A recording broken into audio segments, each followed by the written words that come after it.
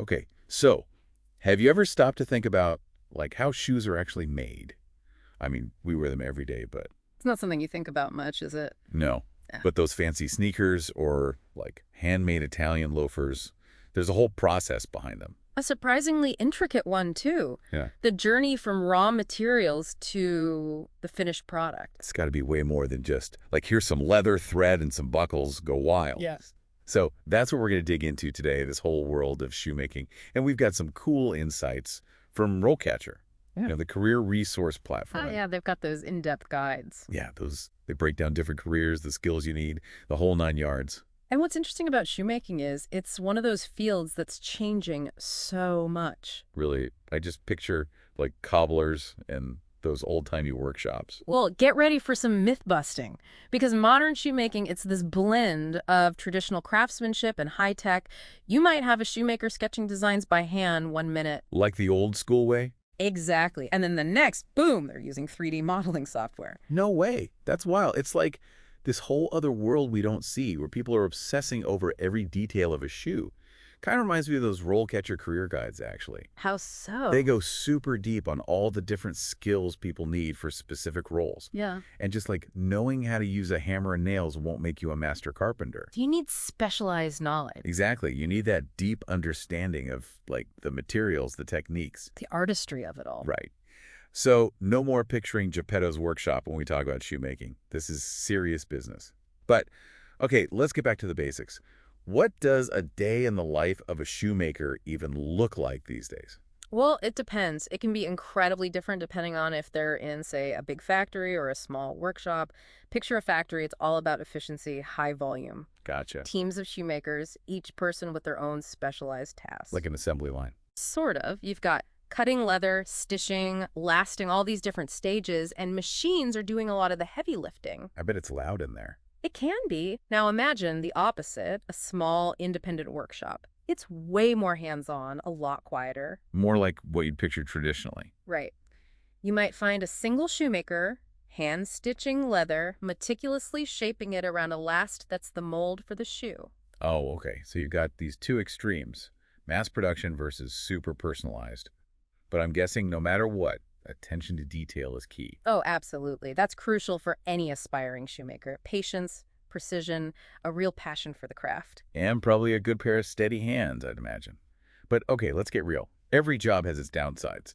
What are some of the challenges someone might face in this field? Yeah, good point. Well, one of the big ones, honestly, is the pay. Oh, right. Not exactly known for being lucrative, is it? Especially when you're just starting out. You're often building your reputation, your client base, and that takes time. It's like any kind of art, I guess. You got to pay your dues before you can, Command the big bucks. Exactly. Yeah. And speaking of paying your dues, isn't shoemaking pretty hard on the body?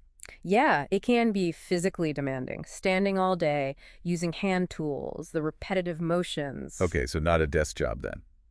Definitely not. And you got to be okay with adapting, staying ahead of the curve, fashion changes constantly. True. What's hot 1 minute is, like, totally out of style the next.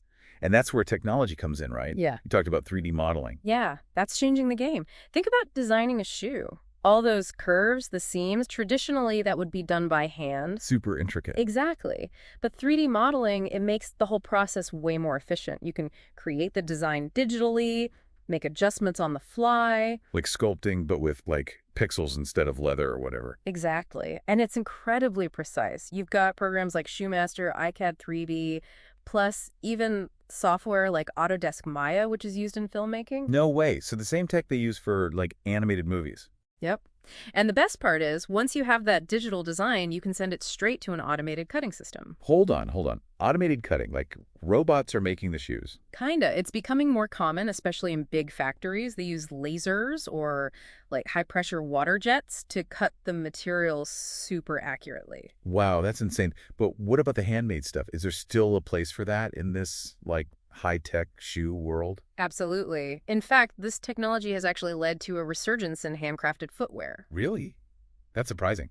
Why do you think that is? People want something unique, something with soul, in a world of mass production. We crave that human touch. Exactly. Bespoke shoes, handmade to your exact measurements, they're like pieces of art. It's about the story, the craftsmanship.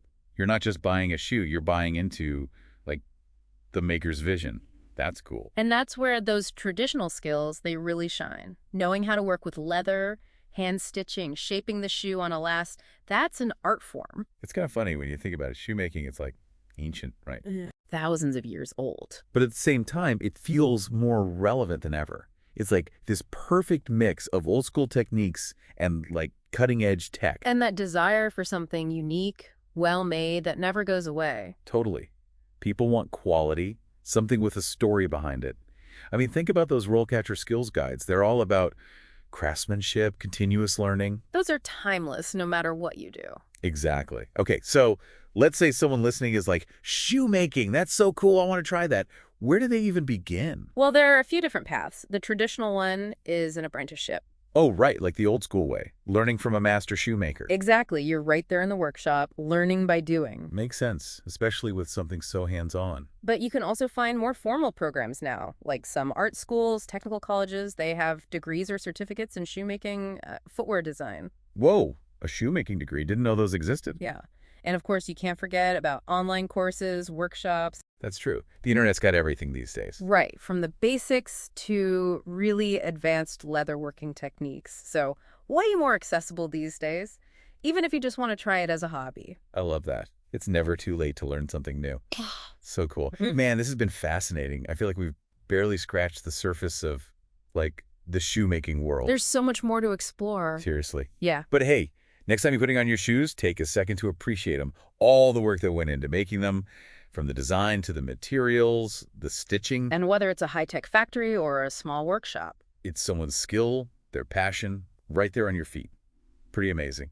And if anyone listening wants to dive deeper into different careers, remember, RoleCatcher's got your back. Tons of resources to help you figure out your next move. Couldn't agree more. So whether you're into the history of shoemaking, the tech side, the artistry, whatever, it's a world full of surprises. And on that note, I'm going to go find a good cobbler. My boots are looking a little worse for wear.